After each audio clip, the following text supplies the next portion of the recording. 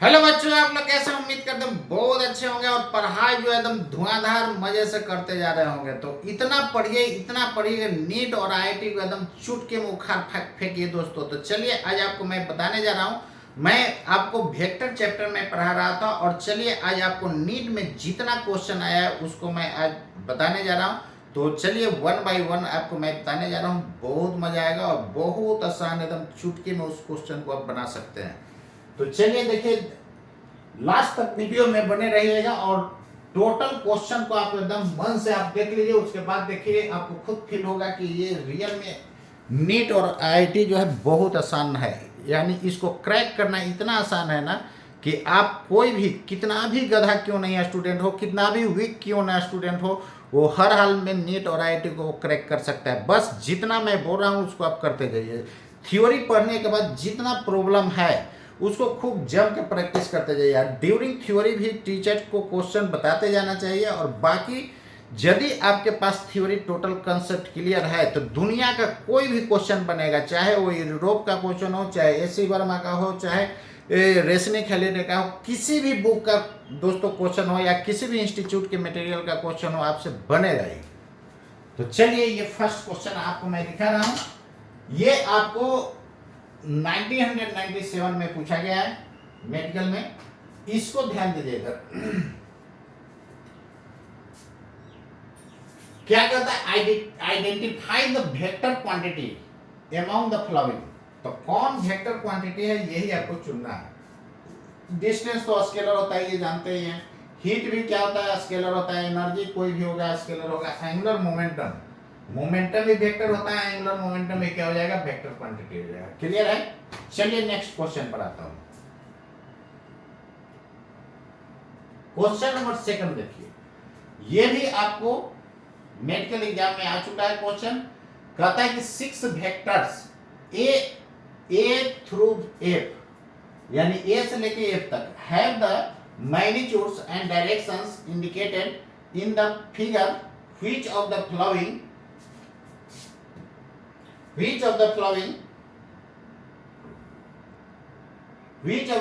Statements is are true. तो कौन सा स्टेटमेंट दोस्तों ट्रू होगा यही आपसे डिमांड कर रहा है क्वेश्चन में। तो कौन सा स्टेटमेंट ट्रू होगा, चलिए इसको मैं बना रहा हूं। तो कौन सा स्टेटमेंट ट्रू होगा इसी के बारे में आपको बताना है। चलिए देखिएगा, वेक्टर का सम करना है। तो बी और सी देखिए ना, बी है, सी है, डी ए है, डी है, ई है, एफ है। ये 2010 में क्वेश्चन ये आया हुआ है। चलिए देखिएगा, वेक्टर का रिजल्टेंट हम लोग कैसे लेते हैं? एक का हेड पर, दूसरे का टेल। तो यहां पर देखिए ना, दो वेक्टर का रिजल्टेंट है, मतलब वेक्टर सम है। बताया था कि रिजल्टेंट जब भी कहेगा तो क्या देखना है? Vector sum. तो डी और सी को जोड़ना है दोस्तों। बी और सी यही है ना, this is B, this is C. तो बी ऐसा है और सी कैसा है? ऐसा है। वेक्टर को पैरेलल शिफ्ट किया जा सकता है। तो इसको पैरेलल में यहां शिफ्ट कर दिया, इसको मैं पैरेलल यहां शिफ्ट कर दिया। तो अब बताइए रिजल्टेंट कौन सा होगा? फर्स्ट के टेल से लास्ट के हेड तक यही रिजल्टेंट होगा ना। ये हो गया आपका बी और ये हो गया सी। तो बी प्लस सी ये क्या दे देगा? एफ दे रहा है। क्या दे रहा है? एफ। क्लियर है?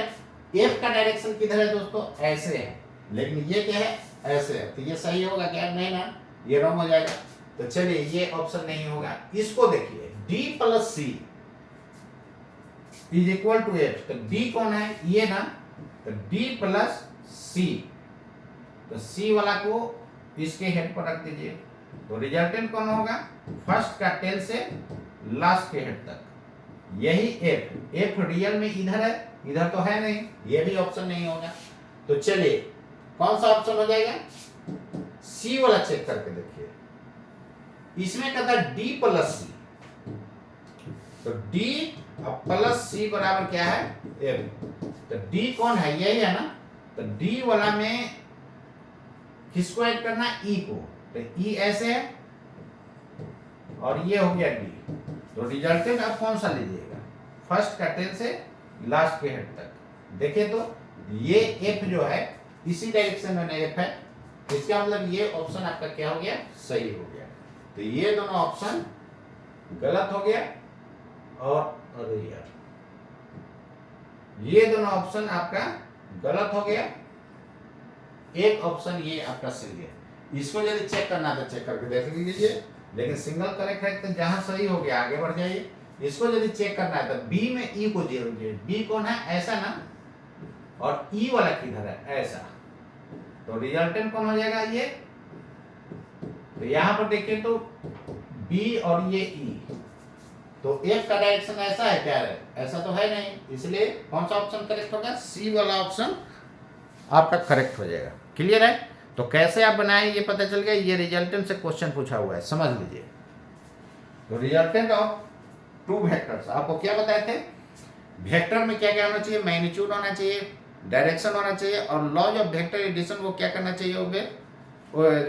लॉ ऑफ वेक्टर एडिशन को क्या करना चाहिए दोस्तों? ओबे करना चाहिए। तो देखिए ये लॉ ऑफ वेक्टर एडिशन से आपको क्वेश्चन दिया हुआ है। क्लियर है ना? वेक्टर को जोड़ते कैसे हैं? एक का हेड पर दूसरे का टेल, दूसरे के हेड पर तीसरे का टेल, एंड सो ऑन। जितना है सबको ड्रॉ कर दीजिए। रिजल्टेंट दोस्तों कहां से हम लोग लिखते हैं? फर्स्ट के टेल से लास्ट के तक, बीच में क्या है उससे कोई मतलब नहीं होता है। तो कहां से कहां लेना है? फर्स्ट के टेल से लास्ट के हेड तक लेना। चलिए नेक्स्ट क्वेश्चन पर मैं आता हूं। ये रहा आपका नेक्स्ट क्वेश्चन। कहता है if a unit vector is expressed is this then the value of C is. तो यूनिट वेक्टर से रिलेटेड क्वेश्चन तो आपको मैं बताया ही था। यूनिट वेक्टर है तो मैग्नीट्यूड इसका क्या होगा? 1 होगा। तो ये यूनिट वेक्टर है दोस्तों, तो इसका मैग्नीट्यूड क्या हो जाएगा? 1 होगा ना। वहां से सी का वैल्यू फाइंड कर लीजिए, कितना आसान है। तो यूनिट वेक्टर का मैग्नीट्यूड, उसका मैग्नीट्यूड निकालिएगा तो आई के कोफिशिएंट का स्क्वायर प्लस जे के कोफिशिएंट का स्क्वायर होगा ना, प्लस जे के कोफिशिएंट का स्क्वायर प्लस के कोफिशिएंट का स्क्वायर। ये किसके बराबर होगा? 1 के बराबर, क्योंकि मैग्नीट्यूड कितना होता है? 1। यहां से सी का वैल्यू फाइंड कर लीजिए, कर लीजिएगा ना। चलिए माइनस का स्क्वायर तो प्लस ही होता है, कितना हो जाएगा? माइनस का स्क्वायर प्लस ही होता है, तो ये कितना हो जाएगा? स्क्वायर की जगह दोनों तरफ रूट हो जाएगा तो 0.25, और ये हो जाएगा 0.64, और ये हो जाएगा सी स्क्वायर। रूट स्क्वायर कर दिए तो इधर 1 का स्क्वायर 1 ही हो जाएगा। यहाँ से सी स्क्वायर बराबर इधर ले जाके घटा दीजिए, ये कितना हो जाएगा? 5 4 9 और 6 और 2 8, मतलब कितना? 0.11। 0.11। तो C should be equal to, देखिए C क्या है, यहाँ पर वैल्यू पुट कर दे 0.11। तो यहाँ पर प्लस माइनस C का वैल्यू निकालिएगा तो क्या हो जाएगा? ये प्लस माइनस हो सकता है। C का वैल्यू क्या हो सकता है? Plus minus. क्लियर है ना? तो यहाँ पर प्लस माइनस तो कुछ दिया नहीं है, केवल न्यूमेरिकल वैल्यू चेक करना है। तो कौन सा ऑप्शन हो जाएगा? ये ऑप्शन सही हो जाएगा, B is the correct option. ऐसे ये प्लस भी रहे माइनस भी रहे, फिर भी मैग्नीट्यूड कितना होगा? 1 ही होगा। तो इसका वैल्यू प्लस माइनस यदि यहाँ रहता, प्लस रहता माइनस रहता, दोनों सही हो जाता है। क्लियर है? नेक्स्ट क्वेश्चन देखिए, इस क्वेश्चन को देखिए। कहता है कि the magnitude of sum of two vectors is equal to the magnitude of difference of two vectors, then the angle between vectors 90 degree. एकदम इसको मुंह पर याद रखिए। ये एक बार नहीं, एग्जाम में कई बार रिपीट किया है। ये एक बार नहीं, एग्जाम में कई बार रिपीट किया। कहता है कि दो वेक्टर का सम कर दीजिए, दो वेक्टर का सम और दो उसी वेक्टर का डिफरेंस का मैग्नीट्यूड क्या है? इक्वल है। क्वेश्चन में कभी कभी लिख देगा if this then find angle then the angle between A and B, तो वो भी 90 डिग्री लिखिए, उसी को π/2 लिखिए। अब देखिए दोनों का मैग्नीट्यूड क्या है? सेम है। तो यहाँ से ध्यान दीजिए, इधर a प्लस बी होता है तो वेक्टर का रिजल्टेंट का फॉर्मूला क्या लिखते हैं? √a² plus b² plus 2ab cos theta. लेकिन वही माइनस होता है दोस्तों, तो क्या लिखते हैं? a² plus b² minus 2ab cos theta. जैसे a प्लस b का होल स्क्वायर में प्लस 2ab लिखते हैं, और माइनस वाला में a माइनस b का होल स्क्वायर में माइनस 2ab लिखते हैं, उसी तरह ये याद रखिएगा। तो रूट को हटाने के लिए दोनों तरफ मैं क्या कर दिया? स्क्वायर। इसको क्या लिखेगा? a² plus b² plus 2ab। एक लाइन और लिख दें क्या? a plus b according to question यही कर रहा है ना कि दोनों का सम का और डिफरेंस का मैग्नीट्यूड क्या है, सेम है। तो 2ab cos थीटा, इधर क्या लिखेगा, a square plus b square, minus है तो माइनस 2ab cos थीटा, यहाँ से कैंसिल कर दीजिए, नहीं तो कितना हो जाएगा 4ab cos theta is equal to 0, तो cos theta is equal to 0, theta कितना दोस्तों y/2 लिखिए या 90 डिग्री लिखिए। क्लियर है, ये आपका हो गया।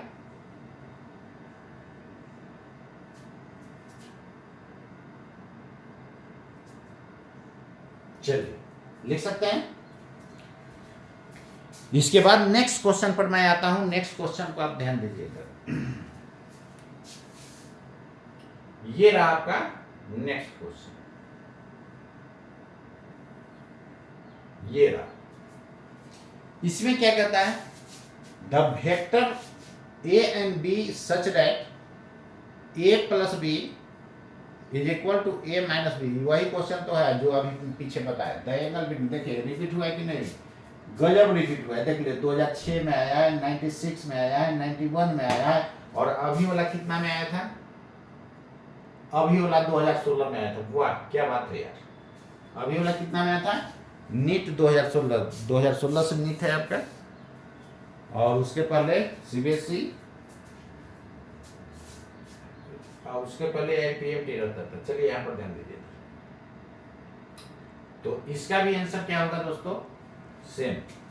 कौन सा था ये था, तो इसका भी आंसर कौन सा हो जाएगा, ये अपना 90 डिग्री हो जाएगा।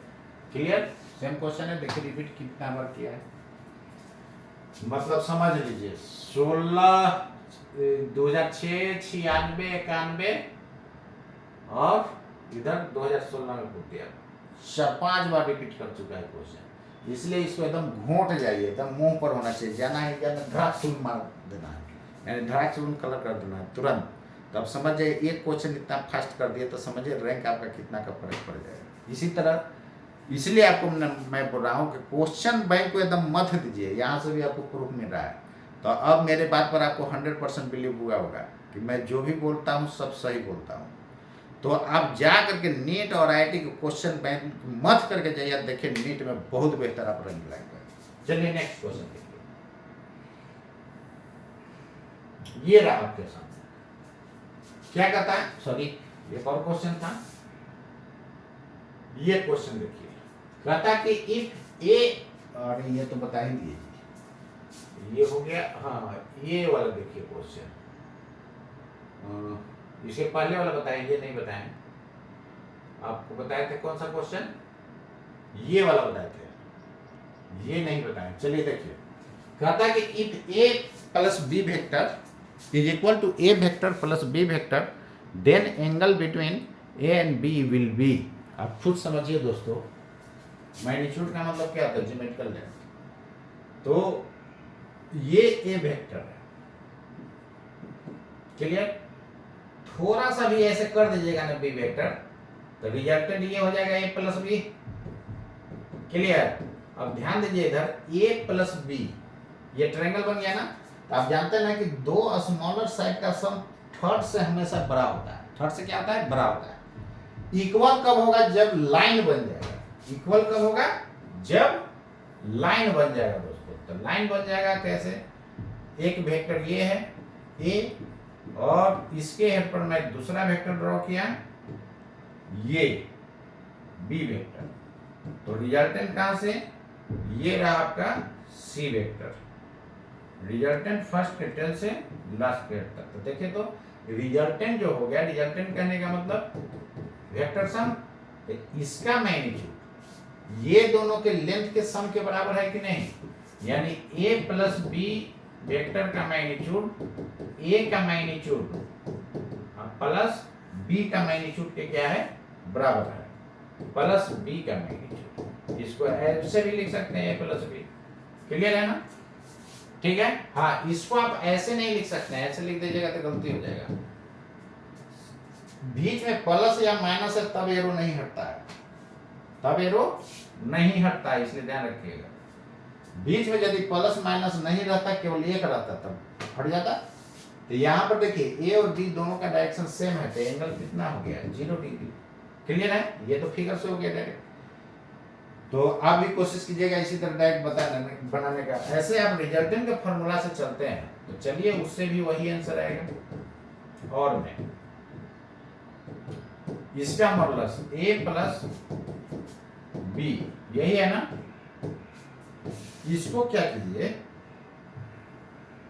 दोनों तरफ मैं स्क्वायर कर दिया रूट हटाने के लिए, तो इसका रूट हट जाएगा, तब क्या हो जाएगा a square plus B square plus 2ab cos theta, यही होगा ना। और a वेक्टर कहने का मतलब केवल इसका मॉड है तो ये हट जाएगा, तो ये हो जाएगा, तो a प्लस बी का होल स्क्वायर हो गया, तो a square plus B square plus 2ab cos theta होगा ना।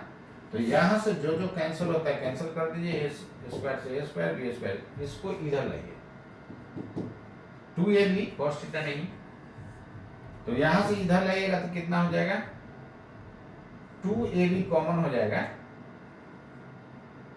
तो cos थीटा माइनस 1 हो जाएगा 0। a और b यहाँ पर ध्यान दीजिएगा, this implies that cos theta minus 1 बराबर 0। हमको थीटा निकालना है तो cos थीटा बराबर 1 किसका वैल्यू होता है 0 डिग्री का, cos 0 1 होता है। क्लियर। तो इतना पापड़ बेलना पड़ा दोस्तों, इतना पापड़ बेलने से अच्छा ना है कि वो डायरेक्ट फिगर से बना दीजिए। लेकिन किसी भी बुक में सॉल्यूशन देखिएगा या क्वेश्चन बैंक में इसी तरह होता है, और लोग भी इसी तरह पढ़ाते हैं, सोल्व करते हैं। तो आप समझ लीजिए इस तरह बनाइएगा तो जिंदगी में आपका नीट और आईआईटी में रैंक अच्छा आएगा, नहीं आएगा ना। इसलिए मैक्सिमम जगह देखिएगा लोग ऐसे ही सोल्व करते हैं, जो कि तरीका गलत है। बना हुआ सही है, लेकिन इस तरह बनाएंगे तो आपको नीट और आईआईटी में अच्छा रैंक आ पाएगा नहीं ना। वहां पर कम टाइम में सोल्व करना होता है, तो देखिए किसमें कम टाइम लगेगा। ऐसे बनाइएगा तब कि ऐसे बनाइएगा तब, ऐसे जल्दी बन गया। क्लियर है ना। तो यही सब मेन ट्रिक्स होता है। तो पूरे फिजिक्स में आपको बहुत बेहतर चीज मैं बताने वाला हूं दोस्तों। बस लास्ट तक वीडियो को जरूर देखिए और अपने दोस्तों के बीच पूरा जम करके शेयर कीजिए, और इतना शेयर कीजिए ना कि सबको लाभ हो। तो मैक्सिमम जगह आप देखेंगे यही फॉर्मूला लगा करके बनाया जाता है, चाहे वो क्वेश्चन बैंक हो या बुक हो या टीचर हो, सब ऐसे सोल्व करते हैं। ऐसे करने से देखिए टाइम टेकन कितना होगा। कुछ यूनिक कीजिए, नया। ये देखिए कितना आसान से आप फिगर के थ्रू आप डायरेक्ट बनाते हैं। तो कुछ नया करना बहुत जरूरी होता है दोस्तों। तो चलिए आपको नेक्स्ट क्वेश्चन पर मैं आ रहा हूं, इसको आप नोट कर लीजिए। ये नेक्स्ट क्वेश्चन आपका रहा।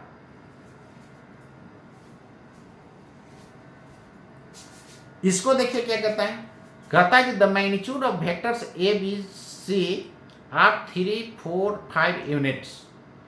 यहाँ यूनिट की जगह मीटर हो सकता है, न्यूटन हो सकता, कुछ भी हो सकता है। Respectively if A plus B बराबर C, the angle between A and B. अब क्या देख रहे हैं, ये 3, 4, 5 मतलब पाइथागोरस थ्योरम बन रहा है दोस्तों। क्या बन रहा है, पाइथागोरस थ्योरम। तो ए का मैग्नीट्यूड दिया हुआ है 3, बी का मैग्नीट्यूड दिया हुआ है 4 और सी बराबर दिया हुआ है 5। क्लियर। इसको डायरेक्ट हम लोग ए भी लिख सकते थे, नहीं।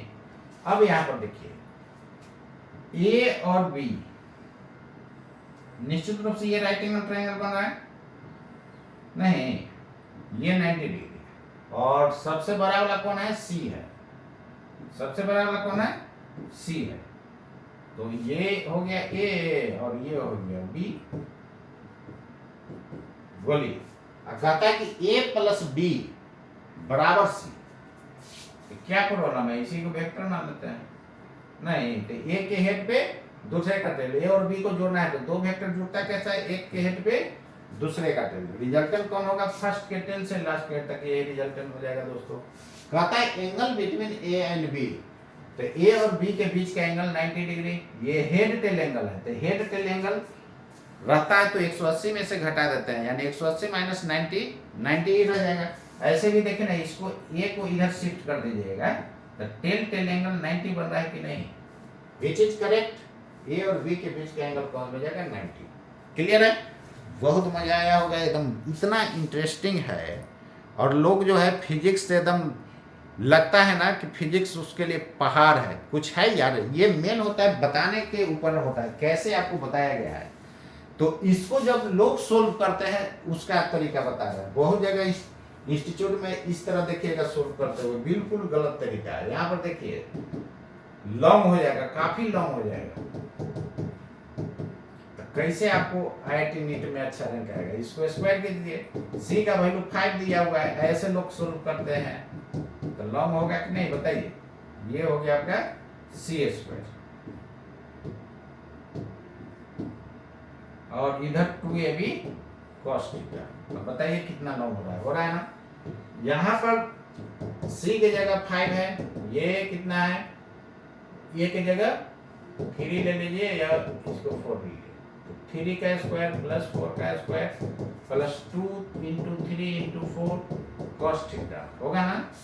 ये देखिए 5 का स्क्वायर 25 लिख दीजिए, 25, ये हो जाएगा 9, ये हो जाएगा 16, ये हो जाएगा 3 4 3 जा 12 और 12 2 जा 24, 16 और 9 कितना होगा? 25 कैंसिल हो जाएगा ना, तो 24 cos थीटा बराबर 0, तो cos थीटा बराबर 0 नहीं,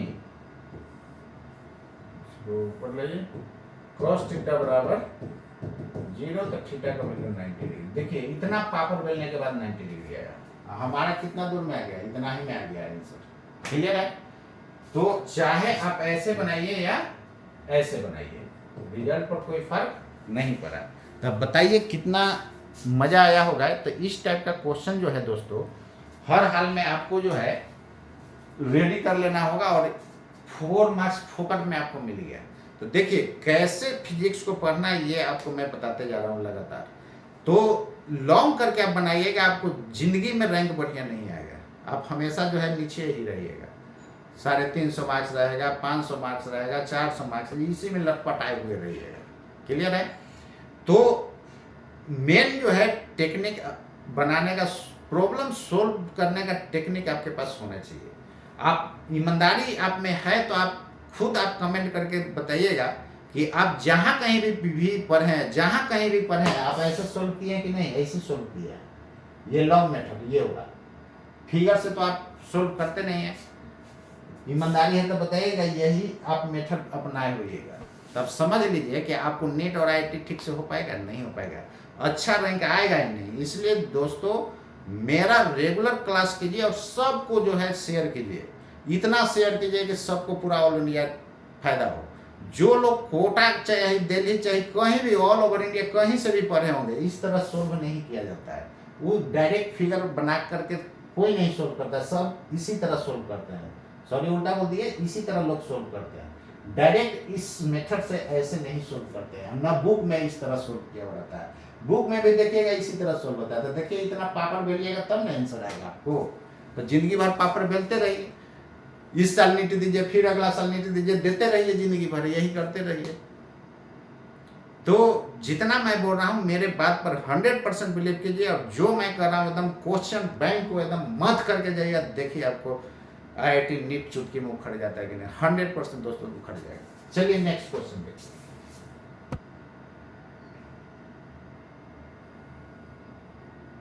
ये क्वेश्चन देखिए,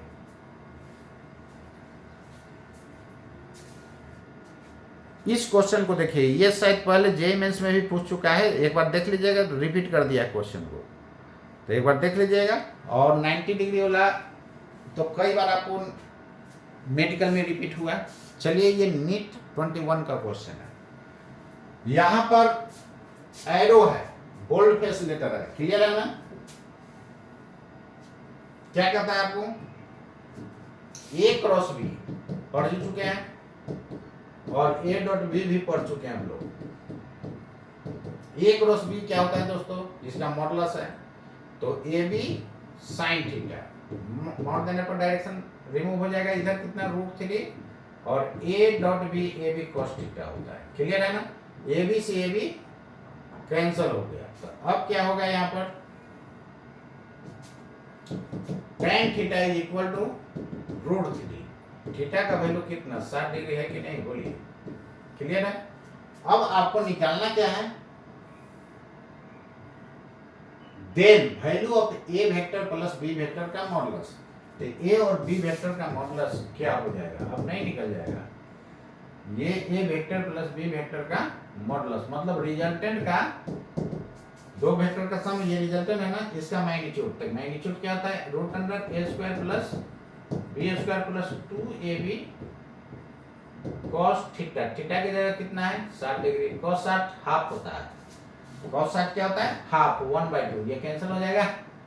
यहाँ से ए स्क्वायर प्लस बी स्क्वायर दोस्तों प्लस ab पावर कितना हो 1/2 लिख सकते हैं कि नहीं, रूट को लिख सकते हैं, विच इज करेक्ट। रूट 3 ये तो है नहीं, ए ऑप्शन करेक्ट है, A square plus B square plus A B के पावर कितना 1/2, A is the correct option. Clear है ना, A is the correct option.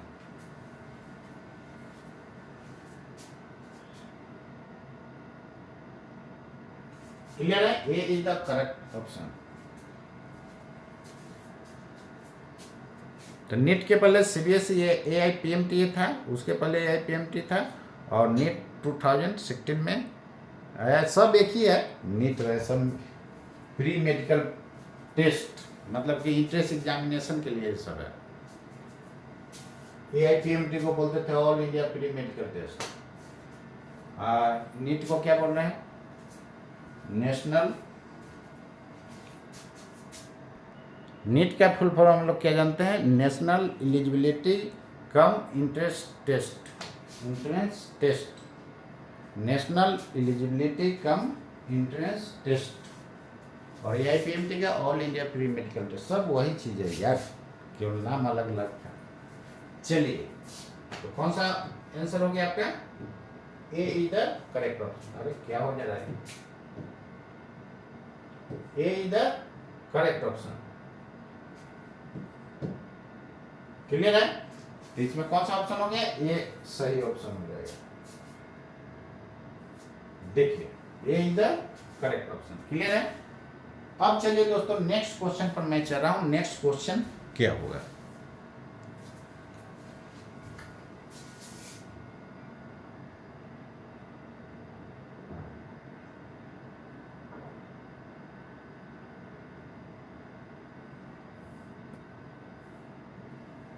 चलिए इस क्वेश्चन में तो कोई आपको दिक्कत था नहीं। एंगुलर मोमेंटम क्या होता है थोड़ा सा जान लीजिए, अभी हम लोग वेक्टर पढ़े हैं तो थोड़ा सा मैं बता दे रहा हूँ। एंगुलर मोमेंटम जो होता है, जैसे मोमेंटम आप लोग पढ़े हैं ना, P = mv, एंगुलर मोमेंटम होता है r क्रॉस p, रोटेशन में पढ़ेंगे r क्रॉस p। तो यहाँ भी वेक्टर में मैं बताऊंगा, टॉर्क बताऊंगा और एंगुलर मोमेंटम। ये क्या हो गया, एंगुलर मोमेंटम। तो यहाँ पर ध्यान दीजिएगा, एंगुलर मोमेंटम क्या होता है, वेक्टर होता है, क्रॉस प्रोडक्ट वेक्टर होता है ना, बताए थे क्रॉस प्रोडक्ट क्या होता है, वेक्टर। टॉर्क निकालिएगा तो r क्रॉस p हो जाएगा, सॉरी r क्रॉस a। तो ये दोनों में थोड़ा सा का फर्क है, यहाँ p है तो वहाँ f है। इसको हम लोग बोलते हैं टॉर्क, क्या बोलते हैं टॉर्क। और मोमेंट ऑफ फोर्स भी बोला जाता है, मोमेंट ऑफ फोर्स। क्लियर है, टॉर्क या मोमेंट ऑफ फोर्स बोला जाता है। तो जैसे a क्रॉस b का फॉर्मूला लिखते थे AB sin theta n cap, उसी तरह यहाँ पर RP sin theta n cap हो जाएगा, और उसका लिए हो जाएगा RF sin theta n cap. Clear है, तो उम्मीद करते हैं दोस्तों आपको ये समझ में आया होगा।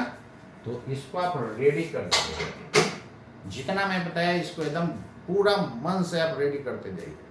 अब बताइए, खुद समझिए कि मैं जो डिटेल थ्योरी पढ़ाया और उसमें साथ साथ मैं क्वेश्चन भी करवाते गया हूँ, तो मेरा क्वेश्चन भी आप प्रैक्टिस में जरूर कीजिएगा, क्योंकि मेरा एक क्वेश्चन में कई क्वेश्चन रहता था।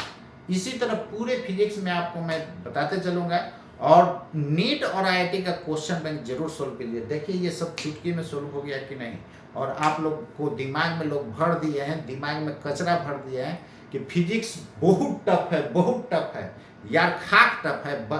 कहिए ना कि आपको बताने ठीक से नहीं आता है, यदि पढ़ाने वाला ढंग का हो ना तो फिजिक्स में कोई जान ही नहीं है, बहुत आसान है।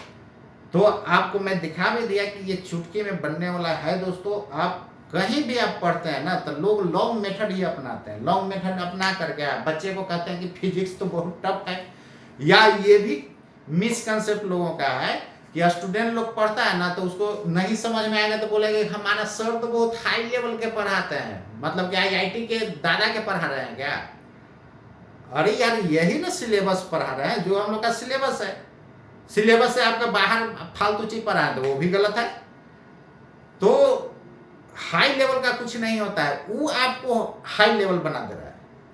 जैसे देखिए अभी मैंने बताया था कि एक फिगर बना करके एकदम जल्दी से मैं बना दिया, उसी को जो है रिजल्टेंट का फॉर्मूला लगा के बनाइएगा तो काफी लंबा होगा, तो वो हाई लेवल हो गया कि नहीं? आपको दिक्कत होगा कि नहीं? अरे इतना टाइम लग रहा है यार। मेरा क्वेश्चन देखते थे, एक क्वेश्चन में कई क्वेश्चन रहता था लेकिन सब चुटकी में सोल्व होता था कि नहीं? इसलिए पढ़िए मन से, और फिजिक्स को दोस्तों मत दीजिए। ये आप और पढ़ाने वाले पर डिपेंड करता है। यदि ये दोनों सही हो जाए ना तो चुटकी में फिजिक्स को उड़ा सकते हैं। और फिजिक्स ही इंजीनियरिंग वाला को भी डुबाता है और मेडिकल वाला को भी डुबाता है। तो फिजिक्स का रियल कंसेप्ट यदि आपके पास है तो आप हर हाल में IIT नीट को अच्छा रैंक से क्रैक कर सकते हैं। तो आज के लिए इतना ही दोस्तों, नमस्कार।